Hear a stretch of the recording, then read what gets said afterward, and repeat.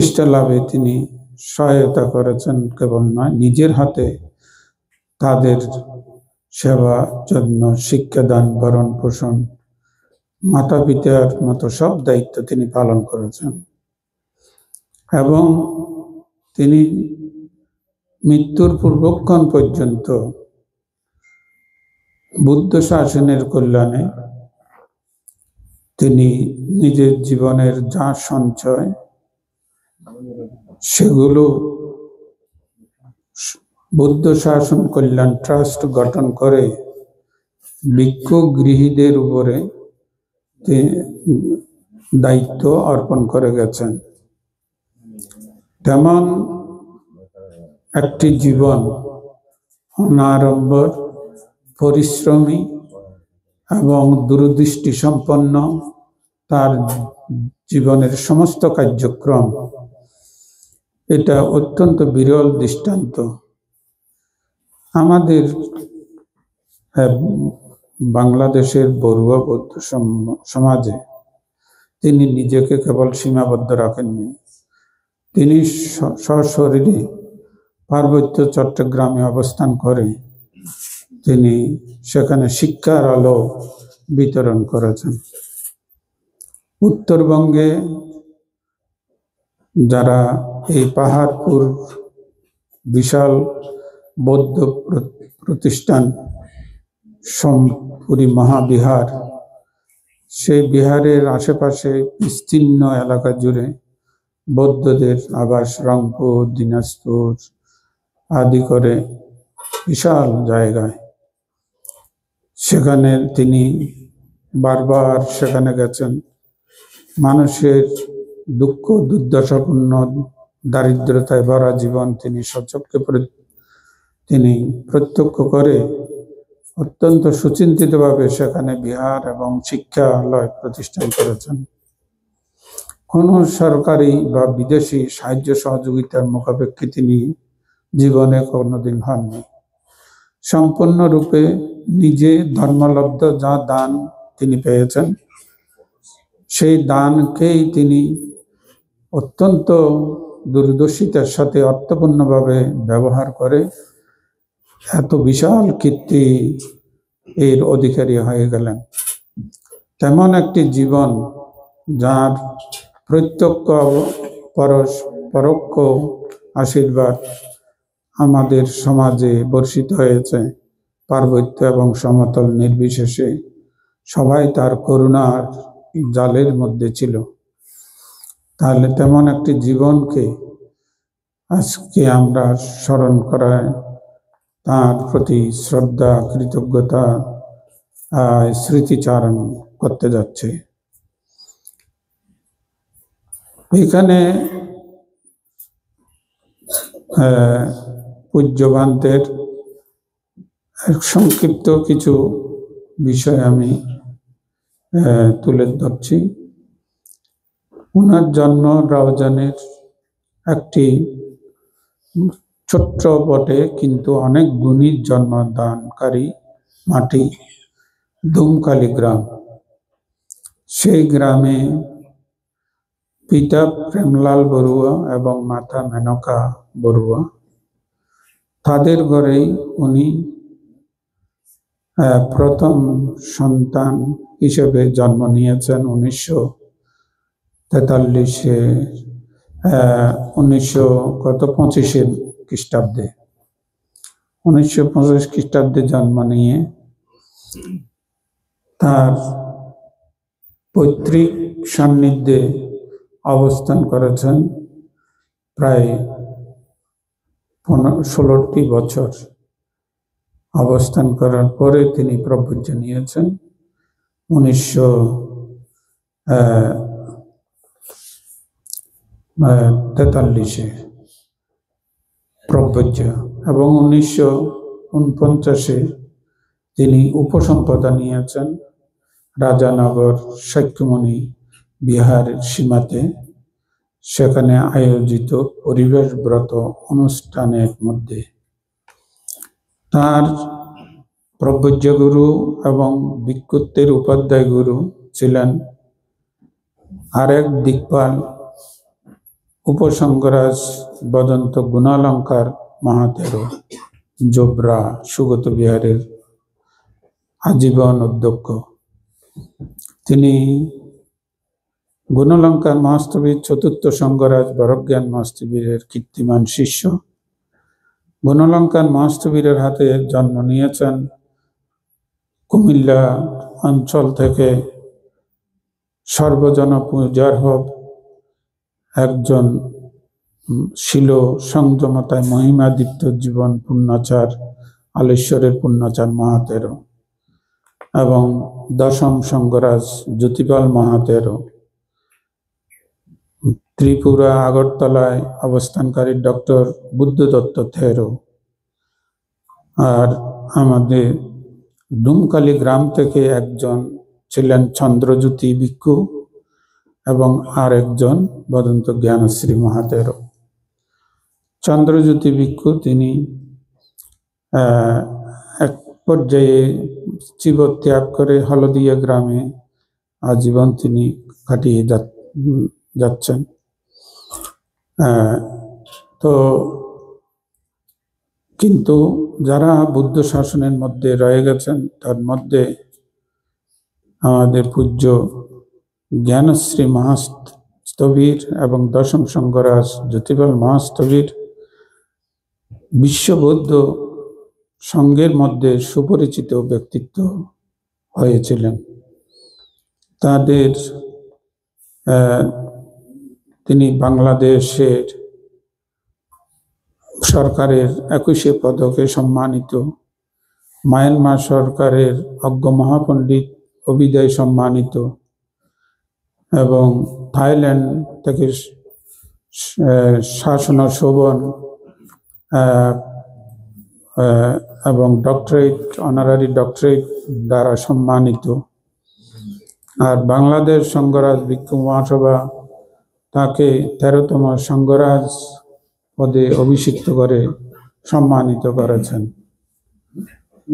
এত বিশাল পরিধির স্বীকৃতি অতি স্বল্প সংখ্যক ভিক্ষু সংঘের জীবনে এসেছে। তো আমরা তেমন একজন ব্যক্তিত্বকে নিয়ে কিভাবে আমরা কৃতজ্ঞ পূজা জানাবো? আমরা অতীতে বদন্ত কৃপাশরণ মহাস্তবীরের অবদানে ভারত বাংলা সর্বত্র বিদ্যা আধুনিক শিক্ষার বাতি জ্বলেছে। উন্নয়নপুরে জন্মজাত কীর্তিমান মহাপুরুষ কৃপাশরণ মহাস্তবীর তিনি কলকাতা অবস্থান করে তিনি ধর্মাঙ্কুর সভা প্রতিষ্ঠা করেছেন, ইস্ট বেঙ্গল বুদ্ধিস্ট অ্যাসোসিয়েশন করেছেন, বেঙ্গল বুদ্ধিস্ট অ্যাসোসিয়েশন প্রতিষ্ঠা করেছেন, জগৎজ্যোতি পত্রিকা আর মতো একটি বিখ্যাত বৌদ্ধ মুখপত্রের তিনি প্রতিষ্ঠাতা। তার হাতে কলকাতা বিশ্ববিদ্যালয়ে এবং লন্ডনের অক্সফোর্ড বিশ্ববিদ্যালয়ে পড়ার সৌভাগ্য অর্জন করেছেন মহামুনি পাতুলি গ্রামজাত কীর্তিমান সন্তান ডক্টর বেণীমাধব বড়ুয়া এবং বোয়ালখালীর জ্যৈষ্ঠপুরা সন্তান বদন্ত পূর্ণানন্দ স্বামী প্রমুখ এই সৎপুরুষগণ। তারপরে আমরা প্রজ্ঞালোক মহাস্তবীরকে এবং অবৈতিষ্য মহাস্তবীরকে আমরা দেখি, তারা ব্যাপকভাবে কাজ করেছেন। আমাদের মহাস্তবীর নিকায়ে যিনি অগ্রসর দূরদর্শী একজন নেতৃত্ব, তার হাতে জন্ম নিয়েছেন বিশ্বখ্যাত কর্ম পুরুষ সঙ্গনায়ক বিশুদ্ধানন্দ মহাস্তবীর, সঙ্গনায়ক শুদ্ধানন্দ মহাস্তবীর এবং বদন্ত সুগতানন্দ মহাস্তবীরের মতো ত্যাগদীপ্ত, দর্শন সাগর প্রিয়ানন্দ মহাস্তবীরের মতো ত্যাগদীপ্ত সৎপুরুষগণ। তাদের যুগে যুগে এই আমাদের একটি ছোট্ট জনসমাজে এমন কীর্তিমান সন্তানগুলো যেভাবে নিবেদিত ছিলেন ধর্ম, সমাজ, জাতির কল্যাণে, তাদেরই এবং তাদের সহযোগী অনুসারী এক বিশাল সংখ্যক আমাদের কুলপুত্রগণ সঙ্গে নিজেকে উৎসর্গিত করে আমাদের এই সমৃদ্ধি এনেছেন। বর্তমানে উপসংগরাজ গুণলঙ্কার মহাস্থবিরের আরেক শিষ্য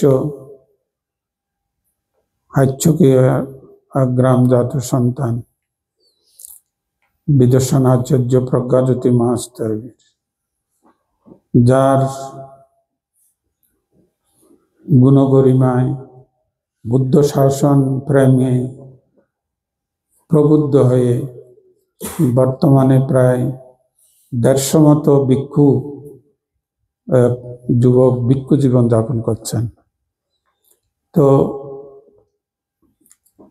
এইভাবে আমরা যাদেরকে দেখি, যাদের দূরদর্শী ত্যাগে আমরা আজকে কোথা থেকে কোথায় এসেছি, তারা যদি না হতেন আমরা কোথায় থাকতাম? আমরা নিজেদের অতীতকে ইতিহাস হিসেবে আমরা সবসময় মনের মধ্যে ধারণ করা অত্যন্ত গুরুত্বপূর্ণ একটি দায়িত্ব। আমরা নিজেদের অতীত কেমন ছিল, বর্তমানে কেমন আছি, এটা যদি আমরা বোঝার চেষ্টা না করি, তাহলে আমাদের ভবিষ্যৎ অত্যন্ত অন্ধকারে নিমজ্জিত হবে এবং এক সময়ে উত্তরবঙ্গের প্রচ্ছন্ন বৌদ্ধদের মতো পরিস্থিতির শিকার হয়ে যাব। এক সময় তাই ছিল। কুমিল্লা অঞ্চলের বৌদ্ধরা ঠিক মতো বুঝতে পারতো না ভিক্ষু কাকে বলে এবং বুদ্ধ আসলে কি ছিলেন। এগুলো ঠিক এই সংঘরাজ সারমেধর প্রেরণায় আচার্য পূর্ণাচার মহাতেরোর ত্যাগদীপ্ত দূরদর্শী কর্ম দ্বারা এগুলো মানে আজকে আমরা এই পর্যায়ে এসেছি। আজ বড়ুয়ারা একটি ছোট্ট জনগোষ্ঠী হলেও পার্বত্য চট্টগ্রামের মধ্যেও আলো ছড়িয়েছে। বাংলাদেশের সর্বত্র তাদের অবদান অনস্বীকার্য। আমার ভারতের যেখানে যেখানে বাংলাভাষী বৌদ্ধরা আছেন, সেখানেও তাদের ওই শিষ্য প্রশিষ্যগণ বিশাল ভূমিকা রেখেছেন। যেমন উত্তরবঙ্গে মালবাজারের মধ্যে আমাদের যে কীর্তিমান সংঘপুরুষ, ওনার নাকি বিপুল সেন মহাস্থবির, কি নাম আমি এখন ভুলে গেছি। তো ওনারা সেখানে অবস্থান করে আসামের মধ্যে জিনরতন মহাতেরো এবং তার পরবর্তী পর্যায়ে করুণা শাস্ত্রী, আমাদের ডক্টর ধম্মবিরিয়া এবং ভদন্ত ধর্মপাল, ভারতীয় সংঘরাজ ধর্মদার মহাস্থবির, অখিল ভারতীয় সংঘনায়ক আনন্দ মিত্র মহাস্থবির প্রমুখ ভিক্ষুরা সারা ভারতকে আলোকিত করেছে। এগুলো আমাদের কীর্তি, আমাদের গৌরব। তাদেরকে আমাদের সন্তানদের সামনে তুলে ধরা আমাদের একটা পবিত্র দায়িত্ব। সে দায়িত্ব যদি আমরা পালন, এ ব্যাপারে যদি আমরা উৎসাহী না হই, আমরা আমাদের ভবিষ্যৎ প্রজন্মকে অন্ধকারের দিকে ঠেলে দেব এবং তারা একসময় হারিয়ে যাবে। এই অভিশাপ যেন মাতা পিতা হিসেবে, বয়োজ্যেষ্ঠ জন, অগ্রজ হিসেবে আমরা আমাদের কনিষ্ঠ, আমাদের পরবর্তী প্রজন্মকে যেন না দিই। আমরা তাদের কথা চিন্তা করেই আমাদের এখানে ফ্রান্সের বুকে, অস্ট্রেলিয়া, কানাডা, আমেরিকা এবং বর্তমানে স্পেনের এবং লন্ডনে তারাও চেষ্টা করছে যে ঠিক এই ফ্রান্সের দেখা দেখি তারাও অনুপ্রাণিত হচ্ছে এবং তাদের সন্তানেরা যেখানে আছে সবার সাথে আমাদের সম্পর্ক, তাদের সুখ দুঃখের সংবাদ আমাদের রাখতে হবে। এবং আমরা এখানে যারা আছি তারাও হয়তো নানা কারণে আমরা একটা গ্রুপ সৃষ্টি করছি। গ্রুপ কি উদ্দেশ্যে করব সেটাও আমাদের জানার দরকার আছে। আলোচনা করে আমরা কিভাবে এই একটি গ্রুপকে ইউনিটে পরিণত করে আমরা যদি একটি সংঘবদ্ধ শক্তির জন্ম দিতে পারি, তাহলে পর আমাদের সন্তানেরা বুদ্ধকে জানতে পারবে, বুঝতে পারবে মতো পরিবেশ আমরা দিতে পারবো। বর্তমানে যেভাবে এখন আমরা চলছি, অবশ্যই রাতারাতি আমরা বড় কিছু প্রত্যাশা করতে পারি না, কিন্তু আমাদের সন্তান বর্তমান যারা কলেজ বিশ্ববিদ্যালয়ের দিকে যাচ্ছে, অথবা যারা এখানে ডিপ্লোমা নিয়ে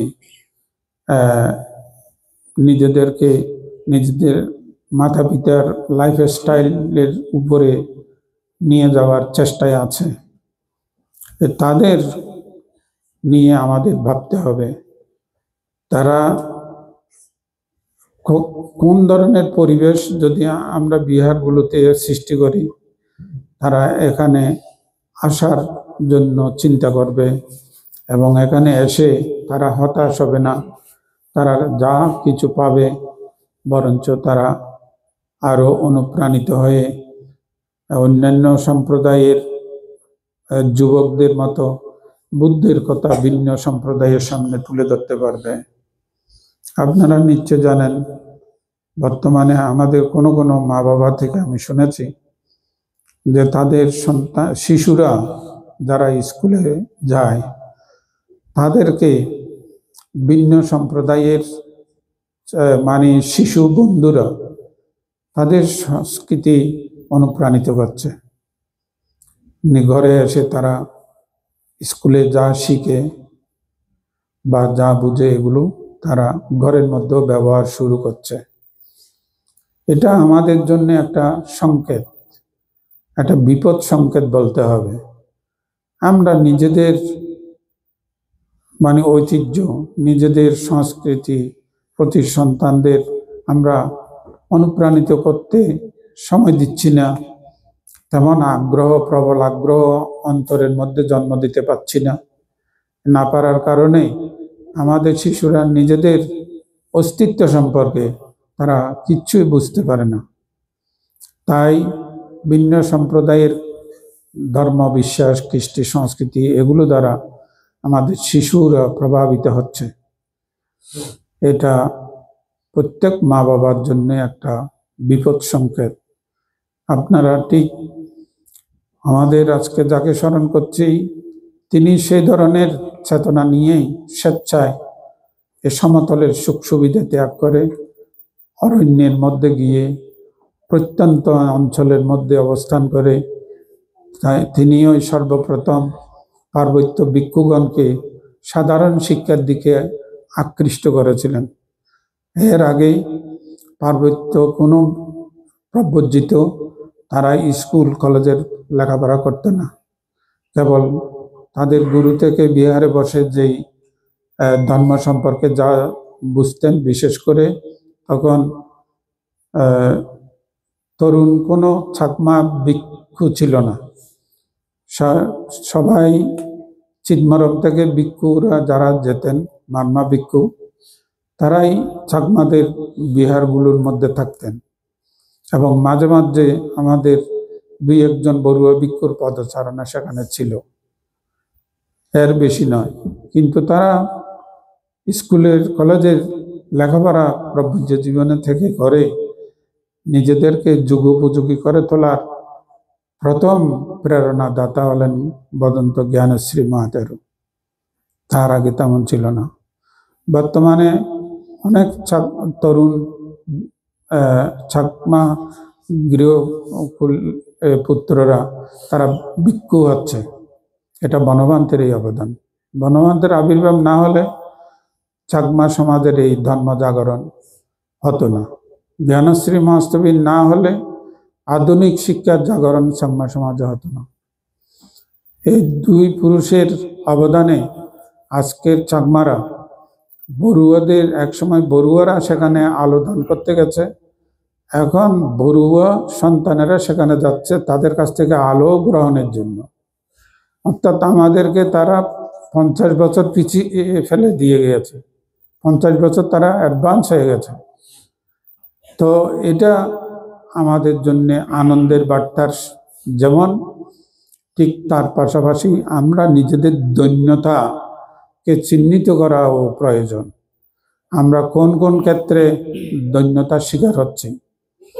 চাকমা জনগোষ্ঠী, মারমা জনগোষ্ঠী, তারাও সমতলে ছিল এক সময়ে, কিন্তু তারা এখানে যখন দেখছে যে বৈরী পরিবেশে তাদের অস্তিত্ব বিপন্ন হবে, দলবদ্ধ হয়ে সবকিছু ত্যাগ করে তারা গহীন অরণ্যের মধ্যে চলে গেছে। কিন্তু আমরা আজকে তার সুফল কি আমরা বুঝতে পারছি না। তারাও এইভাবে গেছে বলে তারা ভূমির অধিকারী হয়েছে। এক জায়গায় ভূমির অধিকার রক্ষা করার প্রেক্ষিতে তারা বাংলাদেশের পার্লামেন্টের মধ্যে, জাতীয় সংসদের মধ্যে তারা প্রতিনিধি পাঠাতে পারে, এমপি করতে পারে, মিনিস্টার হয়। কিন্তু আমরা এমন বিচ্ছিন্ন মানসিকতার অধিকারী, ছোট্ট ছোট্ট গ্রামে আমরা বিভক্ত আছি, এবং আমাদের ভোটে একজন ইউনিয়ন পরিষদের চেয়ারম্যান করা সম্ভব হয় না। আমরা কোথায় পড়ে গেছি, কি অবস্থায় আছি? তো এইটা কেন হচ্ছে? আমরা এমন বিচ্ছিন্নতাবাদের শিকার কেন হচ্ছি? এটা অবশ্যই আমাদের ভাবতে হবে। হয়তো আমরা একটা যে গ্রুপের জন্ম দিচ্ছি, বাংলাদেশের মধ্যে ঋষি ও কুশিকা এসে একটা গ্রুপ করেছে, সেখানে যারা একটু বিত্তবান, বিদেশে যাওয়ার প্লেন টিকিট করার সামর্থ্য আছে, তারা ওখানে সব দলবদ্ধ হচ্ছে। তা হয়েছে তো ভালোই, কিন্তু তাদের মানে যেখানে মূল শিকড় সেটার সাথে কোনো সম্পর্ক নাই। তারা আমাদের এই সমাজ নিয়ে ভাবে না, আমাদের ভিক্ষু সংঘ নিয়ে ভাবে না, আমাদের বিহারগুলো নিয়ে ভাবে না। তারা শহরে নগরে বাস করে এবং বিদেশে একটু যাওয়ার সুযোগ পাওয়ার জন্য তারা বিচ্ছিন্ন হয়ে থাকে। এটা আমাদের জন্যে কখনো সুসংবাদ নয়। আবার উছলা বানতে তিনি আজকে নাই, কিন্তু তিনিও এমনভাবে কিছু শিক্ষা দিয়ে গেছেন, আমার সমাজ বিচ্ছিন্ন করে ফেলা হয়েছে আমাদের কিছু মানুষকে, এবং এখনো হচ্ছে। আবার আমি দেখতে পাচ্ছি যারা শিলানন্দ মহাস্তবীর প্রমুখদের প্রতি ভক্তিমান, শিলানন্দ মহাস্তবী নিজেও আমাদের সমতলের ভিক্ষু সংঘের সাথে কোনো মত বিনিময় করে না, এবং তার সাথে যারা দায়কেরা থাকেন তারাও ঠিক সেইভাবে চলছে। এটা হবে কেন? হতে পারে একজন প্রতিভাবান কেউ যদি জন্ম নেয়, উছলা মহাস্তবীরের মতো বা শিলানন্দ মহাস্তবীরের মতো বা দীপঙ্কর মহাস্তবীরের মতো বা শরণাঙ্কর মহাস্তবীরের মতো, তারা হতে পারে। এক একজন এক এক গুণে মানুষকে মুগ্ধ করে, এতে কোনো দোষ নাই। কিন্তু যখন গ্রুপ করে এক গ্রুপ অন্য গ্রুপের সাথে কোনো সম্পর্ক রাখবে না, কোনো সুখ দুঃখের অংশীদারি হবে না, যারটা নিয়ে শেষে থাকবে, এইটা হলে তো ভয়ঙ্কর। এইটা হলে ভয়ঙ্কর হবে। যেমন এক পরিবারে 3-4 জন সদস্য যদি থাকে, তারা হয়তো এক একজন এক এক মতাবলম্বী হতে পারে। কেউ আওয়ামী লীগ করতে পারে, কেউ বিএনপি করতে পারে, কেউ বা অন্য কোনো পার্টি করতে পারে, কিন্তু তাই বলে ঘরকেও টুকরো টুকরো করে ফেলবে এমনটি হয় না। আমরা করতে পারি বাইরে, কিন্তু আমাদের ঘরের মধ্যে তো আমাদের ঐক্যবদ্ধতা থাকতে হবে। এইটা হচ্ছে না। আমাদের সংঘরাজ নিকায়, মহাস্তবী নিকায়ের মধ্যে আপ্রাণ চেষ্টা করা হচ্ছে, কিন্তু অল্প সংখ্যক ভিক্ষুদের নেগেটিভ মানসিকতার কারণে বারবার এটা ব্যর্থতার মধ্যে চলে যাচ্ছে। তো এইগুলো আমাদের দোষ, এগুলো আমাদের অন্ধকার, এগুলো থেকে আমাদের মুক্ত হতে হবে। আমরা সব সময় প্রাধান্য কাকে দেব? আমরা প্রাধান্য দেব বুদ্ধকে। বুদ্ধকে আশ্রয় করে সারা বিশ্বব্যাপী কোটি কোটি মানুষ বৌদ্ধ বলে পরিচয় দিচ্ছে, এবং সেই সূত্রে আমরা একটা ভ্রাতৃত্ব সম্পর্ক অনুভূতি আমাদের মধ্যে জাগে। আমরা বৌদ্ধ, শ্রীলঙ্কা নলেও উনি বাংলাদেশি বৌদ্ধ বললে তারা আপন বলে মনে করে। আপন বলে মনে করে বলেই আমাদের সন্তানদেরকে বছরের পর বছর তারা নিজের বিহারে স্থান দিয়েছে। আমরা সেই আশ্রয় পেয়ে আজকে ভাগ্য পরিবর্তনে আমরা এখানে এসেছি। এটা আমাদের চিন্তা করতে হবে না? আমরা বুদ্ধের নামে এত অনায়াসে আমরা আশ্রয় লাভ করি, সহায়তা লাভ করি, আমাদের এত বিরাট জীবনের মধ্যে আমরা উপকার পাই বুদ্ধের নামে। তাহলে আমাদের সমাজের মধ্যেও ঠিক বুদ্ধকে প্রাধান্য দিতে হবে। বুদ্ধ আমাদের সবার, এবং বুদ্ধের নামে আমরা সবাই এক, আমরা বিচ্ছিন্ন নই। এই জন্য আমাদের পরস্পরের ভাব বিনিময় দরকার, আলাপ আলোচনা দরকার। এখানে আপনারা যারা আছেন, আমি বারবার যেখানে যাই আমি এই আবেদনই করি যে আপনারা বিহার যে বিহারের সাথে সংশ্লিষ্ট হয়ে থাকুন না কেন, শ্রীলঙ্কানদের মতো হন। শ্রীলঙ্কার বিহারের সংখ্যা আমাদের চাইতে অনেক বেশি, কিন্তু তারপরেও তাদের মধ্যে পরস্পর সম্পর্ক আছে।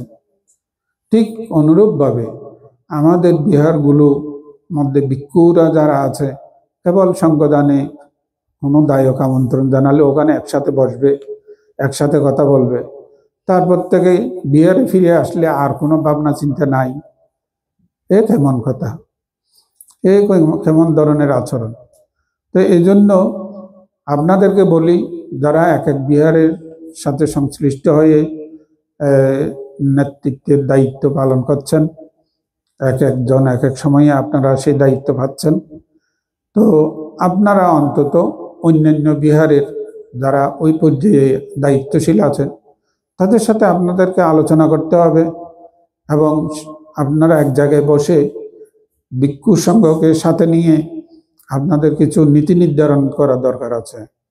প্রত্যেকটা বিহারে কোন ধরনের নীতি আদর্শ আমরা অনুশীলন করব, প্রত্যেকটা ভিক্ষু এখানে কোন দায়িত্ব কিভাবে পালন করবে, যাতে আমরা এমন কোনো আচরণ না করি যে আচরণের দ্বারা আমাদের মধ্যে বিচ্ছিন্ন প্রবণতা বৃদ্ধি হয়, আমাদের মধ্যে বুদ্ধের বিনয় ধর্ম মানে নিন্দিত হয়, ভিন্ন সম্প্রদায়ের ভিক্ষুদের কাছে আমরা ইহা প্রতিপন্ন হই, অথবা অন্য কোনো সম্প্রদায়ের লোকদের কাছেও যেন আমরা হাস্যাস্পদ না হই। আমাদের এগুলো নিয়ে একটা নীতি নির্ধারণ করা, গাইডলাইন তৈরি করা একান্ত দরকার, গৃহী সমাজে এবং ভিক্ষু সমাজে।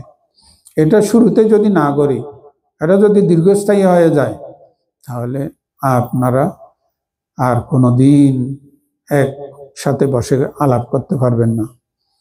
একবার ভাবুন তো, এই কথাগুলো এখানে যত ভিক্ষু আছে বর্তমানে, কোন ভিক্ষু এইভাবে আলোচনা করে, এইভাবে কথা বলেন? তাহলে প্রজ্ঞাবংশ যদি মারা যায়, ওই দিকটা সম্পূর্ণ বন্ধ হয়ে যাবে না? ওটা বন্ধ হয়ে যাবে না? এটা তো ভাবতে হবে। যারা চিন্তা করে, যাদের জীবনের অভিজ্ঞতা আছে, সময় থাকতে তাদেরকে আপনারা কাজে লাগাতে হবে। ওনাকে সঙ্গ কিভাবে সাহায্য করেছেন, যখন এই দিঘিনালার মধ্যে তিনি কষ্টে আছেন, সেখানে সমতলের ভিক্ষুরা সঙ্গদানের জিনিস উনি আসলে সবগুলো ওনাকে দিয়ে দিতেন ওখানে গিয়ে এদেরকে রক্ষা করার জন্য। হ্যাঁ, ওইভাবে সহযোগিতা করা হয়েছে বলে তিনি এত কিছু করতে পেরেছেন। তাহলে আমাদের যে শক্তি আছে, সামর্থ্য আছে, এটা যেন মিসইউজ না হয়, আবেগ তাড়িত হয়ে যেখানে সেখানে আমরা আমাদের শক্তি ক্ষয় যেন না করি।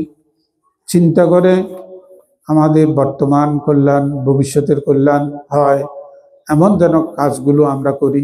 কোনো ভিক্ষু যদি আমাদেরকে ইমোশনাল ব্ল্যাকমেল করতে চায়, আমরা সেটাকে যেন চিন্তা করি যে তিনি যা বলছেন, তিনি আমাদের শ্রদ্ধেয়, আমরা তাকে বিশ্বাস করি, কিন্তু তিনি এমন কি কথা যদি বলেন যে আমাদের মধ্যে একটা বিচ্ছিন্নতাবাদের জন্ম হোক, এটা কখনো আপনারা সমর্থন করতে পারেন না, এটা করা উচিত নয়। তো এই জন্য বুদ্ধ সপ্তাহপরিহানীয় ধর্মে আমাদেরকে যে সাবধান বাণী দিয়ে গেছেন যে তোমরা সবসময় সম্মিলিত হয়ে তোমরা দায়িত্ব নেবে, দায়িত্বশীল ভূমিকা নেবে এবং দায়িত্বশীল হয়ে তোমরা ভবিষ্যতে তোমাদের আত্মরক্ষার জন্য শক্তি অর্জন করতে হবে। আমাদের ভবিষ্যৎ আত্মরক্ষা, বর্তমানের আত্মরক্ষা আমাদের করা কোনভাবে সম্ভব? ধীরে ধীরে আমাদের জনগোষ্ঠীর সংখ্যা এখানে বাড়ছে। অতএব বর্তমানে যে পর্যায়ে আছে, এখান থেকে শুরু যদি না করেন, ভবিষ্যতে আপনারা দেখবেন যে আর এইভাবে ভাবনা চিন্তা করার কাউকে খুঁজে পাবেন না, এবং আমাদের একটা বড় ধরনের বিপর্যয় আমাদের জন্য অপেক্ষা করছে।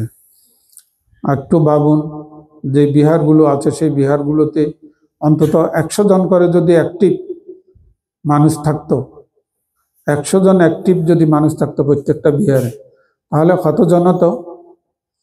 অন্তত 6টা হলে 600 জন হতো। কিন্তু এখন কয়জন আছে? আপনাদের এখানে কয়জন আছে? এমনি প্রজ্ঞা বিহারের সংখ্যা তো বেশি বেশি বলেন সবসময়, কিন্তু এখানে কয়জন আছে দায়িত্বশীল? 100 জন মানুষ কাজ করে, চিন্তা করে।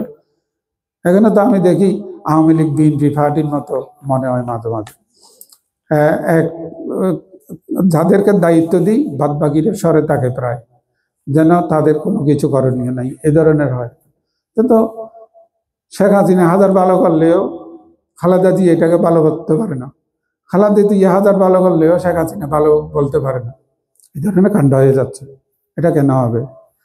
যখন যে দায়িত্বে থাকে তখন তার কাজের মূল্যায়ন পরবর্তী জনকে করতে হবে, এবং করে উপস্থিত তাদেরকে সহযোগিতা করা, ভবিষ্যতে তারা যা করেছেন তার সাথে যুক্ত করা, এটা দরকার। না হলে উন্নতি, শ্রীবৃদ্ধি, সংঘশক্তি আমরা কিছুই লাভ করতে পারবো না। তো অতএব আজকে আমাদের পূজ্য বদন্ত জ্ঞানশ্রী মহাস্তবীর সম্পর্কে আমি আপনাদেরকে কিছু অভিমত ব্যক্ত করার জন্য বলছি। দেখি এ ব্যাপারে আমাদের করেন